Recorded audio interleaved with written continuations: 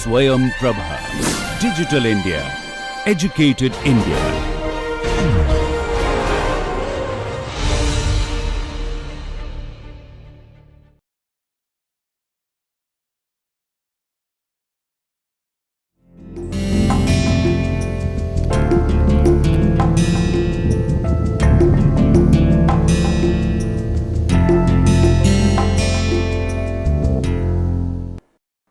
Welcome to this course on folklore studies.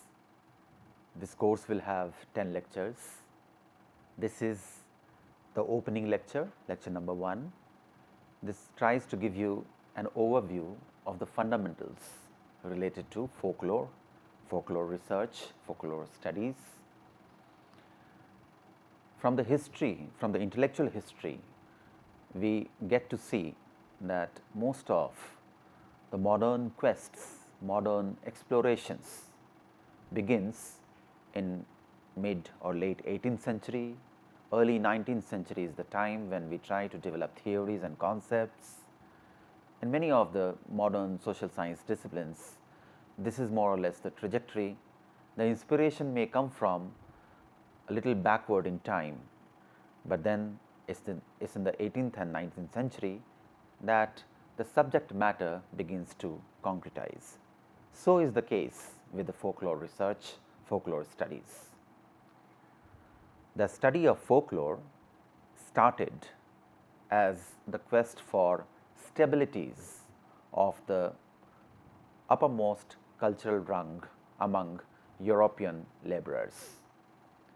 This was a quest of antiquarians known to the European people. The 18th century German scholar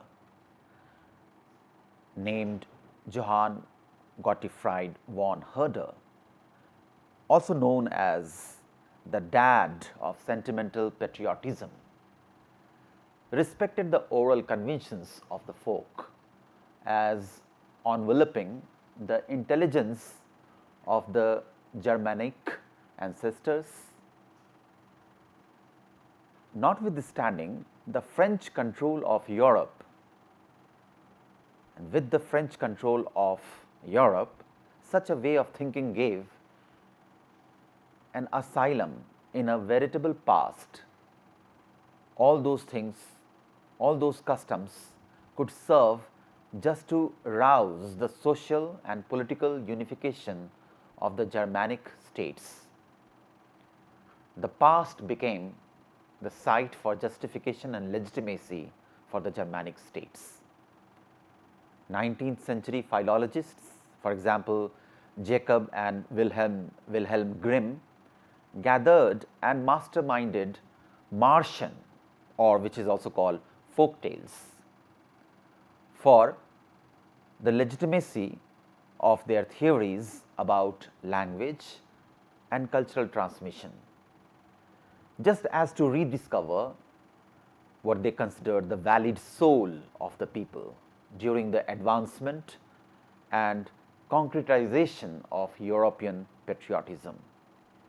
It was in 19th century England that someone called Edward Taylor, as other developmental anthropologists and early folklorists who were adherents of social Darwinism, they all believed in some kind of evolutionism, and they tended to view things of customary culture as evidences of stages in the social advancement of frontier and European societies.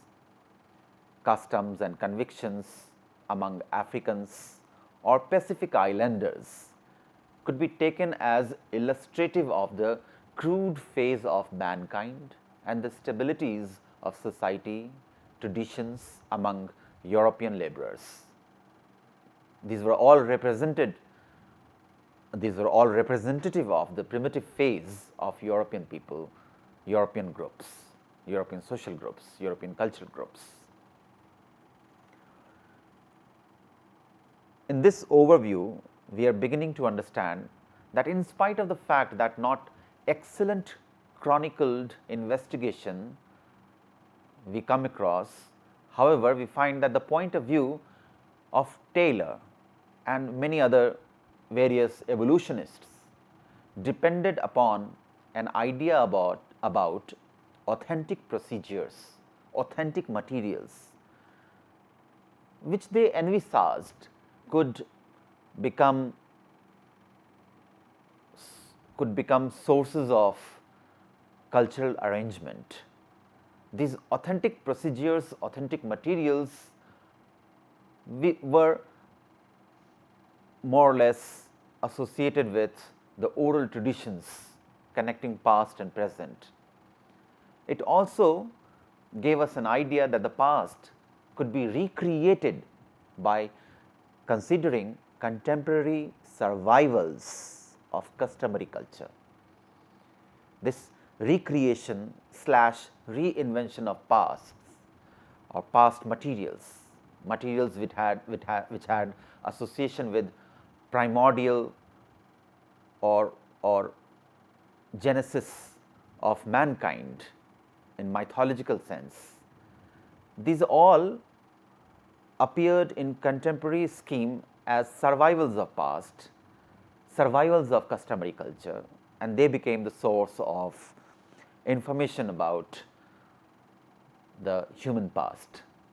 Thus, the number of investigations conducted by famous names in folklore collections, folklore studies, such as Francis Goumiret, George Lyman Kitteridge, Francis J. Kidd, and many others, established endeavors to demonstrate that contemporary society or contemporary sections or entire writings of folk songs spoke to the stabilities of a verifiable, brilliant age, instead of practical living writings for the individuals who performed them. We can understand that from this pursuit, the collection of the spoken began to be given significance, so much so that it was considered almost equivalent of the written. The spoken began to come in face to face with the written in this process. Myth, ritual researchers, all kind of ethnological studies of myth and ritual, they additionally were entranced with the transformative and evolutionary inquiry of which came first ritual, which was all kind of activities, and myth, which means explanations of all those rituals performed. The vast majority of early researchers in this field didn't explore living cultures. They were all looking for things which were more or less fossilized, more or less frozen in time. However, it was estimated that this whole endeavor helped us understand the connection of fantasy and custom. And this connection of fantasy and custom depended on old style of writings. James Frazer, some of these big names, James Frazer, Max Muller, Jane Harrison, Stith Thompson, Lord Raglan, William Bascom, and many others carried out years-long academic discussion over this issue. Their discussions set the temperament of what would be considered important in folklore research in early times. Such examinations came to be viewed as old-fashioned because of their accentuation on origins. They were all concerned about finding origins of mankind, origins of human culture. And this was opposed to understanding the function of these materials of primordial past in present setting or in social setting. Early social researchers, which would include many of the sociologists, anthropologists, psychoanalysts, early modern social scientists such as Karl Marx, Emile Durkheim, Sigmund Freud and Carl Jung, and likewise many others looked at the folklore of primitive people to outline their speculations about political, social and mental stages. They were all informed by the evolutionary discussions on folklore, myth, ritual offered by scholars, collectors who were operating with evolutionary scheme of thinking, utilizing verifiable writings from the Bible, creation of folklore and individual accounts, and they all made and remade, repackaged them to understand human advancement. Strikingly, the academic forerunners of folklore studies would in general be negligent about the verifiable part of what they considered the information, the knowledge about primitive people. They operated with the textual understanding which came from their forebearers of the folklore. They did not emphasize upon various issues which were inherent in the early writings on folklore. Many kind of researchers, Francis J. Child likewise, they all researched and they found out relics of past, markers of past. They tried to understand why folk songs, for example, offer messages associated with human origin, why folk tales are documents expressing the primitive mindset. The objective of such researchers was more or less to guess about the devolution of elite culture and how elite culture could be protected from the aggressive lower classes. This was a classicist, if one can interpret, this was a classicist approach to folklore in a way, which wanted to resurrect folklore in order to make it available for the consumption of educated elite class, for the pleasure and information of the elite educated class. They were trying to deem folklore as empty vessels for past wonders, as it were.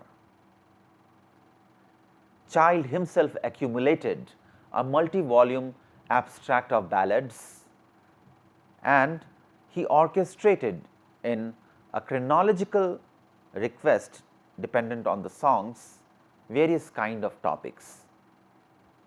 Child was an armchair researcher, to say the least, and so were many other ethnologists, many other collectors, many others who participated in the discussions on what they called primitive knowledge of the primitive. They were by and large armchair scholars. Folklore researchers such as Cecil Sharp or Maud Carpels were associated with group melodies from coming from individuals in England and in United States, and they wanted to reproduce what they considered national folklore, and that national folklore they envisaged could be taught to school children so that national value could be inculcated. So the folklore came into the service of national identification or nation building program, and this is something we will get to learn, get to hear more in later discussions in this course.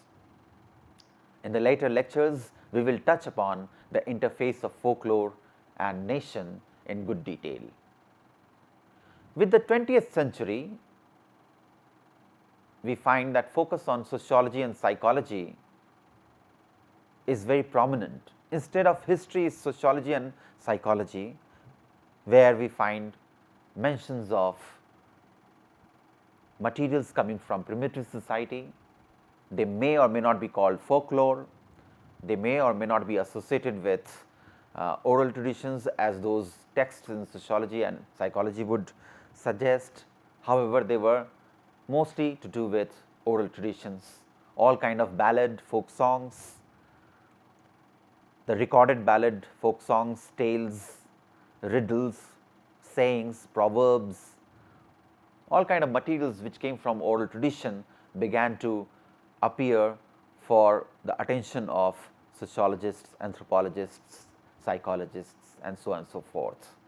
Before the finish of the 1960s, in 20th century, we find Albert Lloyd, an individual from a communist researchers' hover in England that was deliberately associated with revamping English history to comply with a Marxist transformative model, had recast the narrative of folk songs and song grant to uncover the average worker's roots, and along these lines the credibility of broadside ballads. This small mention also gives us an idea that alongside national interest in folklore, there is also the interest of all those scholars, Marxists or otherwise, who were interested in transformative politics, and they also looked at folklore as potential source of information which can help them redesign their plans and agendas for transformative politics. Folklore therefore begins to hold great deal of promises for the scholarship, intellectual politics in 20th century. Folklorists looked to American balladry in 20th century to represent the American chapter and history as unmistakable from those of Europe. America also wanted to have its own folklore to distinguish itself from the corpus of folklore which had already appeared in Europe and which was given intellectual attention in Europe. Folk songs researchers utilized oral history, field accumulation strategies to aggregate accumulations. For example, Malcolm Law's work on Native American balladry is very significant in this regard. John Lomax and later his protege Alan Lomax looked to folk songs and legends of word, and they tried to understand African American groups. They tried to show the presence of dynamic lower class American culture, again as some kind of latent European working class which was discussed elsewhere. 20th century etymologists who were interested in understanding the words, the origin of words, the meaning of those words, and that origin story about words still fascinates us. Many of these etymologists in 20th century were additionally keen on the historical backdrop of different things of folklore, and especially in conventional accounts and their parts, they try to give us various kind of theories to test the spread of language in various societies. Thompson, similar to American anthropologists, was of the view that folklore of indigenous people could give us theories about the advancement of cultures. He concentrated on the transmission of narrative motifs and utilized these materials to examine various things which were going to be popular amongst other anthropologists, such as Franz Boas, Melville Herskowitz, Ruth Benedict, and various other scholars, various other students of Franz Boas, the towering figure in American anthropology. They would all consider factual history in their examination of social brain science. They would all consider oral materials. In other words, I am explaining it into simpler formulation. They all considered that if you want to understand the mind of society in anthropology, which is a science to understand the mind of society, we need to deal with materials coming from oral tradition. This was, however, not the only strand in anthropology. We also find that there were anthropologists who did not consider folklore. There were sociologists and anthropologists who did not consider folklore as reliable materials, and so was the case with many historians, and so was the case with many who took interest in transformative politics and who contributed to intellectual history of modern knowledge. They also, many of those who took interest in folklore also tried to offer certain kind of methodological discussion, and those methodological discussion happens to be very significant in folklore research, folklore studies. We come to hear of scholars such as Alan Dooms and Jack Zipes, who have utilized all these materials, made an assessment of beliefs, folklore and folk tales, and they have also contributed to possible ways of seeing emerging from their own engagement with folklore. Their discussions offer us propositions against various kind of reductionist understanding of folklore, including the understanding which is primarily based on the idea of developing national characters. During the long period of 20th century, other kind of chronicled examination, other kind of pursuit of chronicling on one hand and examining folk material on the other hand began to appear. This was in the 20th century, as we have very briefly noted, and this will be discussed in greater detail in later lectures. And in this pursuit of folklore, we began to understand that this concentration on past in association with customs, belief and practices is probably not the right approach. We begin to understand with someone like Zora Neale Hurston that who did an extensive work in this area, who worked on melodies and stories of African Americans in her local province of Florida.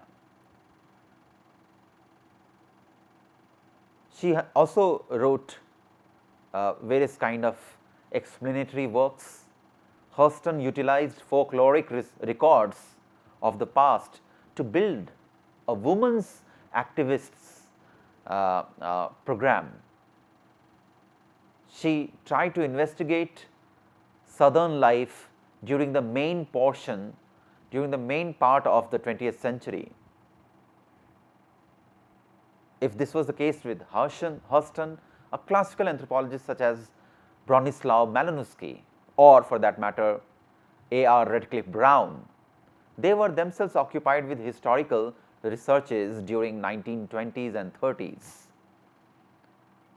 and they were trying to explore the possibility of understanding some of these materials coming from primitive society in order to establish their functional value. They were trying to underline the possibility of dealing with these materials to arrive at the functions of these materials. As it is famously known in social science literature, this was a functionalist interest in primitive society and the knowledge and wisdom coming from primitive society. Functionalism is a stream of theoretical discussion in sociology, anthropology, and also in other modern social science disciplines. These were all part of the larger interest appearing in 19th century and 20th century. In spite of the fact that researchers started toying with various possibilities with folklore a little later and not very early on, we find that our understanding of non-literate and literate society begins to develop even in earlier stage when evolutionary preoccupation with folklore was very strong. And therefore, one cannot dismiss the earlier stage just because the later stage in later part of 20th century, our knowledge of folklore advances. So, we begin to see from the corpus of discussion on folklore that many kind of issues were also ignored for a very long time, even in 20th century. One of the issues was of the anachronistic nature of folklore, which was not critically debated. It stayed as anachronistic, as materials located in evolutionary scheme, even in anthropological discussion, even in manifold ethnographic works that happened later on. A folklorist who has tried to compile a lot of such discussions and has given some insightful way forward is Richard Dawson, who left the American Human Progress Foundation at Harvard, and he was intrigued by the kind of chronicles about American folklore and American and British folklorists that he came across. In a book length investigation of all these advancements, of all these progresses and approaches, he has tried to show us that there are many more possibilities to be explored as far as folklore is concerned, and he also tried to help us understand that folklore studies has to carve out many more new pathways. He also divulged, and that will be discussed soon, very shortly, he also divulged the presence of what he called fake lore in the realm of folklore studies. Many kind of lore which are not necessarily folklore and which Dawson calls fake lore come to our discussion as things associated with past, all kind of business enterprises, national interest, and even scholarship would be interested in emphasizing some of those spurious materials as folklore, which may not be folklore in the sense that they may not be representative of a larger community. They may not be giving us anything as far as collective memory associated with past and continuing in present is concerned. Many such issues will be discussed, many more approaches will unfold. We, however, have to ask one very fundamental question in this lecture, and the fundamental question is, what is this notion of folk, their lore, what is folklore on the whole? And we will attempt to give you an overview of these fundamentals, which would eventually lead us in the second lecture following this one to discuss the theoretical approaches to folklore. To understand the fundamentals of folklore, one has to be reminded of variety of misconceptions among scholars and students of folklore regarding its meaning and definition. These misconceptions have emerged due to rigid notions about transmission and distance in time.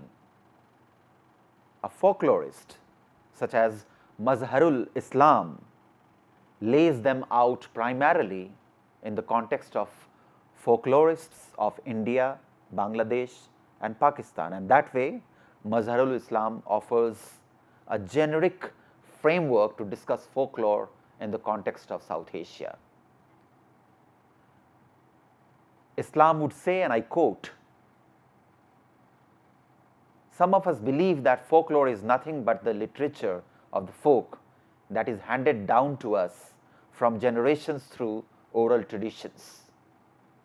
Others hold that the elements of folklore, either in the form of literature, beliefs and customs, drama and dance, art and craft, painting and sculpture, belong to the past. And with the development of the modern societies, these elements are gradually dropping out."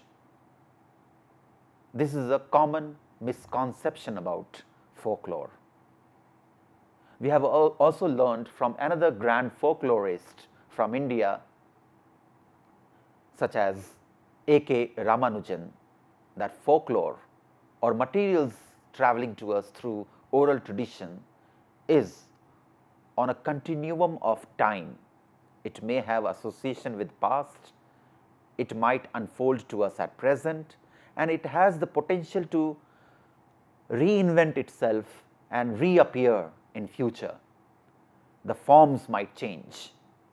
In this regard, Ramanujan offers a very beautiful anecdotal account. And in this account, A.K. Ramanujan gives us a very insightful idea about what folklore means and how integral is fluidity to the folklore. And what is the anecdotal account? He tells us that there was a philosopher of antiquity at some point of time in intellectual history. That philosopher of antiquity had learnt about various kind of antiquarian materials, and he was always on a lookout for any newfound antiquity. And he gets to hear that in certain village, certain peasant is in possession of an antique sickle, an antique piece, a sickle. Without wasting any time, the philosopher of antiquity, the renowned philosopher of antiquity, rushes to the certain village where he has heard is this antique piece, this antique sickle is located. He goes to the household of this peasant who is supposed to have possessed this antique piece. He requests the peasant to show him the antique piece. The peasant goes inside the house and comes out with very nice looking antique sickle. The philosopher holds the sickle, examines it very carefully, and with a long face he tells the peasant, "Are you fooling me? How is it possible that this is an antique piece?" The peasant smiles and tells him that, "No sir, this is very antique piece. The only thing is that a few times the handle has been changed and a few more times the blade has been changed. Yet this is the same antique sickle that you have come looking for." With this interesting anecdotal account, A.K. Ramanujan, a very insightful, very wise folklorist from South Asia, reminds us about the misconception that has come through folklore studies to us, and the misconception is that we tend to seek for folklore as some kind of museum material, museumized material, fossilized material, which may not be case with the folklore. Folklore may be inherently a very dynamic kind of material. Many of these misconceptions also thrive on the idea that folklore depends on tradition, mainly oral, and there is no scope for its creation or recreation and change in developed societies. Still, there are many who maintain that the elements of folklore can never be created through writing, and as soon as they enter the written tradition, they cease to be what is called folk literature. And this kind of misconception is refuted by both Mazharul Islam as well as A.K. Ramanujan. However, as we notice with reference to some of these scholars of folklore from South Asia, we notice that in actual practice folklorists have more complex relationship with their research material. Alan Dunes points out something very interesting, and I paraphrase. He says that a professional folklorist does not go so far as to say a folk tale or a ballad is not folklore, simply because it has sometime in its life history been transmitted by script or print. But the folklorist would argue that if folk tale or ballad had never been in the oral tradition, it is not folklore. It might be a literary production based upon a folk model. And Dunn's this remark helps us understand what Richard Dawson was telling us about folklore. Some of the literary creations can be passed off as folklore because they utilize folk model. There are many others who would base their definition of folklore upon the folk rather than lore. Some of these definitions would give more priority to folk, the community, the people, rather than the spoken materials. Alan Duns finds them no more satisfactory. This dissociation between folk and lore is not really very helpful in a very informed folklore research. And therefore, Duns would tell us that there are still some folklorists who mistakenly identify the folk with peasant society or rural groups. If one were to accept this narrow conception of folk, then by definition one would have to conclude that city dwellers were not folk, and hence city dwellers could have no folklore. And this would be a hazardous conclusion. It is a fallacious view indeed that folklore was produced by a folk in a hoary past, and the folklore is still extant today, and that consists of fragmentary survivals alone. Against this kind of view, Alan Duns would tell us that one has to be watchful about this kind of approach to folklore, because this approach to folklore does not give us idea that there can be something called new folklore or contemporary folklore. Contemporary folk are forgetting more and more folklore, and soon folklore would have died out completely if that thesis about folk being fossilized material and their lore being almost found as survival of past, if that were correct, then our folklore would have disappeared entirely. There is another scholar who takes it forward. Dan Ben Amos would put together all such attributes that have come to dominate the idea of folklore.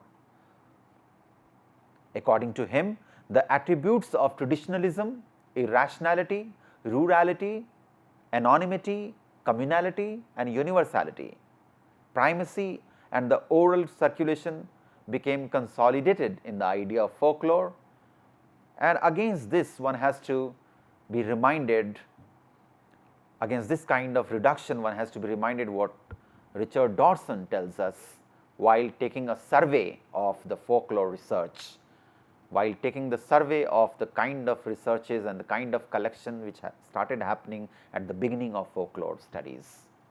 Dawson would tell us that to begin with, it was evolutionary in approach. To begin with, it had evolutionary interest to understand the primitive mind and to understand the stages of development. And he would also tell us that there was certain kind of, when it turns to American folklore, Dawson would tell us that there was also certain kind of romanticism involved.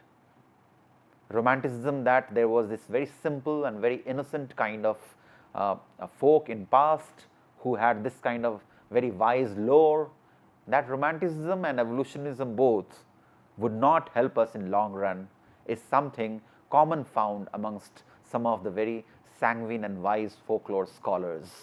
They remind us to be watchful against the reductionist idea of folklore and how these misconceptions about the idea of folklore came to be consolidated. This needs explanation in order to appreciate the history of the discipline and scholarship that has gone into its formulation. A serious study of folklore took place, as I told you right in the beginning of this lecture, at the turn of the 18th century in Germany. Folklore collection was primarily driven by a nationalistic and romantic spirit, and the scholarly interest was primarily focused upon the class of peasantry. This was the romance and intellectual quest of educated, mostly urban, upper class scholars and folks in the cities that shaped up the initial drive to understand folklore. They were considered to be creator and preserver, who? The peasants, creator and preserver of the uncorrupted culture of the nation, who were still in close proximity with nature. For brothers Wilhelm and Jacob Grimm, the German brothers who started the collection of folklore in Germany, the publication of Kinderund Märchen, which translates into English as Children and Household Tales, which came out in 1812 and 1815, a collection such as Deutsche Sagen, which translates into German Legends, which came out in 1816 and 1818, and Deutsche Mythology, which translates into German Mythology, which came out in 1835. These were all collections which showed an effort to document the poetic and spiritual character of the Germanic people. Their works sparked an interest in the forms that later came to be called as folklore. This was right in the beginning. We have some idea of the folklore. The label, such as popular antiquities, emerged out of the works of the Grimm brothers, and it denoted folklore forms reflecting the life of the peasantry and other common classes in distant past. Before the word folklore came into existence, it was for some time it was called popular antiquities.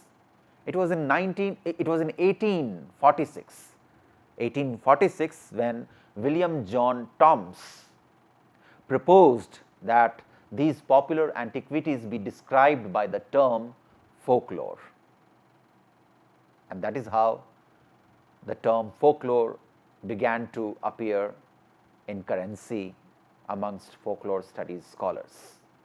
Nonetheless, the inquiry continued long, narrow nationalistic lines for some time.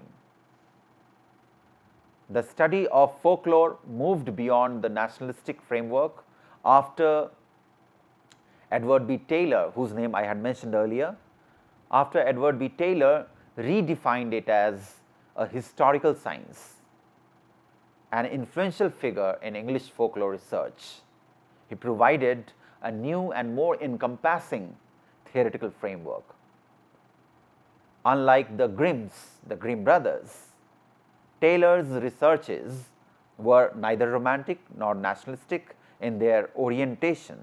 Instead, they were concerned with the history and development of humankind as a whole, not just one particular nation or race. His focus on the identification of the survivals of archaic beliefs and customs and the treatment of folklore material as relics originated the notion of primitiveness. The search for primitive connections pushed folklore back to distant past, and this was, you can consider it, this was the first ever sign of the interface of folklore and history, which pushed folklore to extant past. The introduction of the attribute of orality rescued the folklore from its association with the notion of primitiveness, however. As soon as the attribute of orality becomes central in folklore discussions, there is this possibility to dissociate folklore from the fossilized idea of primitiveness. William Wells Newell, the first editor of the Journal of American Folklore, redefined folklore as some kind of oral tradition and belief which have been handed down from generation to generation without the use of writing. This was plain and simple definition coming from Newell, and in the light of this definition one can understand the orientation of this journal, Journal of American Folklore. The adoption of this definition by Newell had important ramifications. Whereas previous conceptualizations of folklore assumed it to be ancient or primitive, this new definition required only that it be traditional. It was quite rupturous, that it required folklore only to be traditional, not necessarily primitive, handed down from generation to generation for sure, but traditional material. And tradition itself, if I can get back to the folklorist from South Asia, A.K. Ramanujan, he would tell us that tradition is not a finished product. Tradition is not something which has come in one go and is a given forever. Tradition is something which is always a process. Temporarily it may appear as a product, but tradition is also in a great deal a process, which means tradition is always in the process of becoming. And with the coming of tradition as primary adjective of folklore, with the definition of Newell emphasizing traditional as the important attribute of folklore and not primitiveness, it becomes possible to see folklore in new light.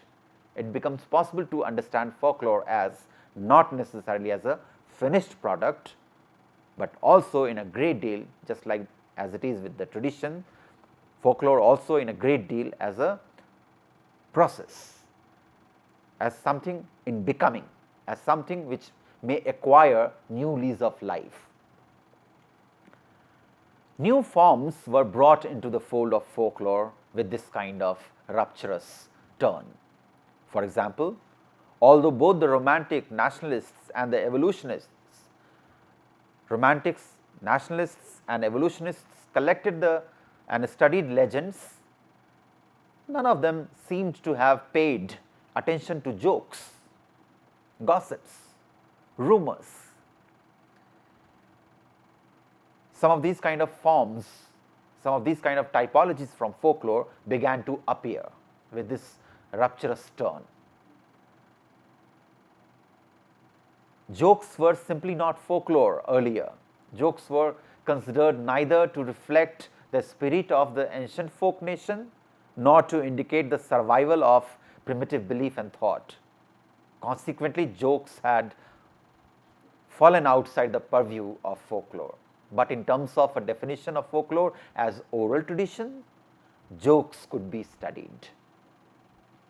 Even with other kind of genres, such as genres which were not, which had been studied under the older conceptualization, some of those genres as well had to go through newer understanding. New questions could be asked about those genres which had appeared in romantic, nationalist and evolutionist discussions. For example, folk song had been examined only as a reflection of primitive poetry, belief and ethos. However, if folk song is redefined as a song which participates in and is shaped by the oral process over time, then other aspects of the conception of folk songs require reformulation.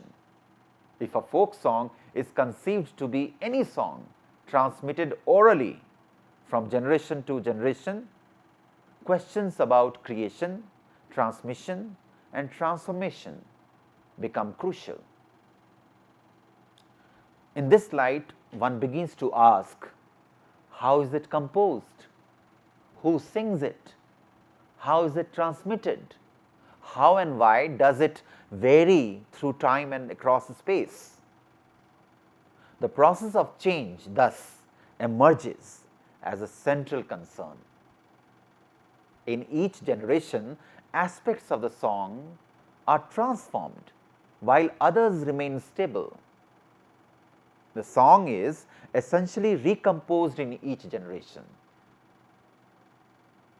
If a song is to continue, a generation must find something in it worth continuing, while altering aspects which are no longer consonant with its own values and beliefs. Things which are not commensurable, things which are not fit in our time, we will try to replace them with things which are more meaningful, more relevant for our life, and then we will have the same song, however, with a lot of changes. If this perspective is persistently advanced, a song cannot be adequately conceptualized as the reflection of some ancient past. At any point in its history, the song is the distillation of generations of cumulative modification. A song is a cumulative text. It is not at one point created, it is accumulated song. It is a song which has come into being because of accumulation through generations. If it can be said to reflect any group at all, perhaps it can only reflect the group in which it is currently sung. A song will reflect only that group in which it is currently sung, and not necessarily a group which is located in primitive past. And this becomes a very revolutionary kind of realization, revolutionary because this kind of dynamism of folklore did not come to fore in earlier discussions. The definition of folklore as verbal art, and this is one of the very important kind of definitional feature of folklore, folklore as verbal art. That reflects the perspective of a great majority of contemporary folklorists.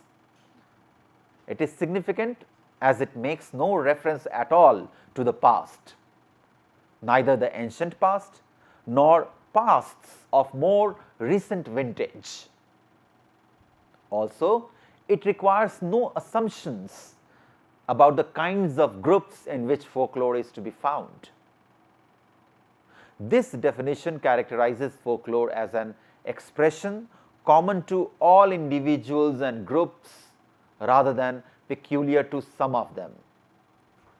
A commentator such as Oring has very duly emphasized this by saying that this definition characterizes folklore as an expression common to all individuals and groups rather than peculiar to some of them.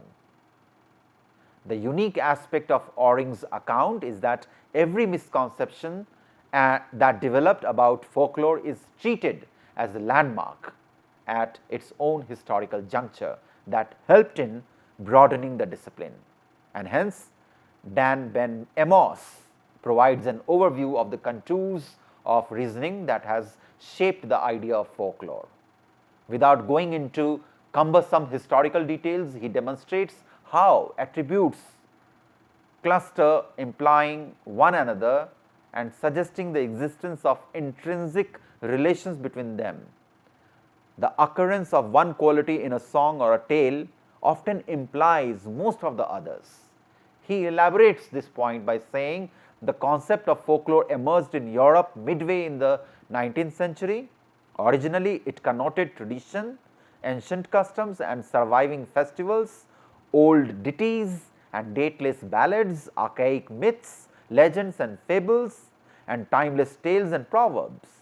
As these narratives rarely stood the tests of common sense and experience, folklore also implied irrationality, belief in ghosts and demons, fairies and goblins, spirits and spirits. It referred to credence in omens, amulets and talismans. From the perspectives of the urban literati who conceived the idea of folklore, these two attributes of traditionalism and irrationality could pertain only to peasant or primitive societies. Hence, they attributed to folklore a third quality, and that is rurality, and this is very important. He further suggests that attributes came to be attached to the idea of folklore even when there was no conscious choice on the part of folklorists. According to him, the cloak of tradition concealed the identity of those who authored folk tales, ballads and proverbs. Compound matters, the transmission from generation to generation, to obscure their origin. Dan Ben Amos really makes it open for inclusion of all kind of contemporary elements to come into picture, come into the fold of folklore, and with this one is reminded of the broader overarching understanding about folklore that Mazharul Islam offered us. And he says, and with this I will end this lecture, one has to learn and acquire the know-how of these elements of folklore through imitation, observation and in some cases rigorous training. These cannot be categorized as the products of only visual tradition either. As a matter of fact, oral, written, visual, imitations, processes of learning through training, all these have combined effect on the creation and transmission of these elements of folklore. In the next lecture, we will turn to his theoretical approaches to the material coming from oral tradition to folklore. With this lecture is over. Thank you.